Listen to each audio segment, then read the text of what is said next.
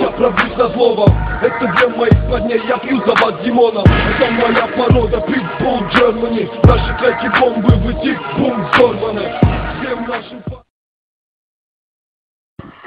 Jätin sitten mainitsematta Jannelle, että kyseessä ei ole aivan tavallinen ryssämosse, niin kuin saadatte kohta havaita.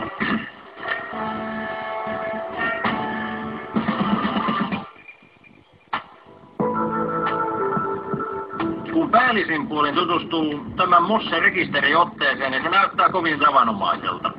9. päivä huhtikuuta 1980 käyttöön otettu Moskvit Selity 1500S. Sitten kun tämän pahvin lyö auki, jonkun mielestä Raamattuun viittaaminen autojen yhteydessä on tökerää, eli anteeksi nyt vaan kauheasti. Mutta tässä autossa on Jeriko suorakytkentävaihteisto. Tämä ulos tuleva hoona ei voi olla mikään muu kuin tuomiopäivän pasuuna. Ja kun sinne kurkistaa, niin voi kuvitella syntisten vikisevän jossain tuolla ahtimien kourissa. Paikkoja ei ole kaikille, mutta sen sijaan kyllä näillä heebeleillä pitäisi saada jonkinlainen Stairway to Heaven aikaiseksi. Uskokaa tai älkää, Mossen lohko on alkuperäinen. Ja johtuen matalasta viritysasteesta, ahtopaineet on nostettu todella korkealle, jopa yli 4 kiloon.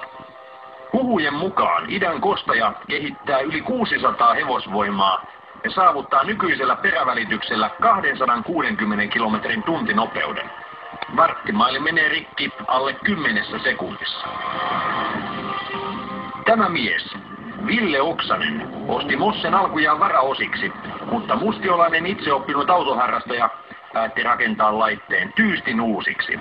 Lopputulosta voi kuvata vain yhdellä sanalla: painajaismainen.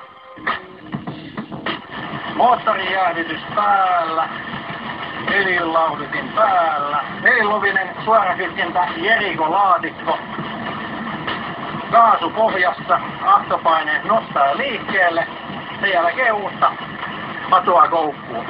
Koitetaan.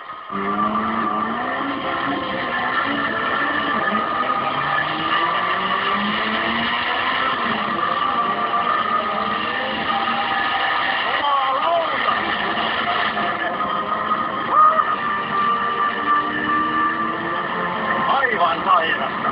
Aivan absoluuttisen sairas aparaatti. Eihän tällaista olekaan.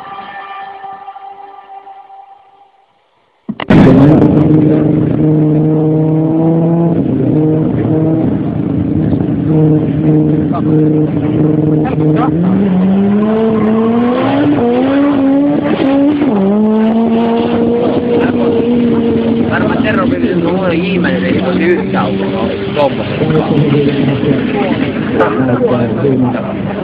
Mallia parantaa 11.8.97. На дороге, дай мне угнаться, за рулем без бабай, быстрее садись и присоединись, когда будем разгоняться. Москвич, 412 братцы, на дороге, дай мне угнаться, за рулем без бабай, быстрее садись, покрепче присоединись, чтоб не обосраться.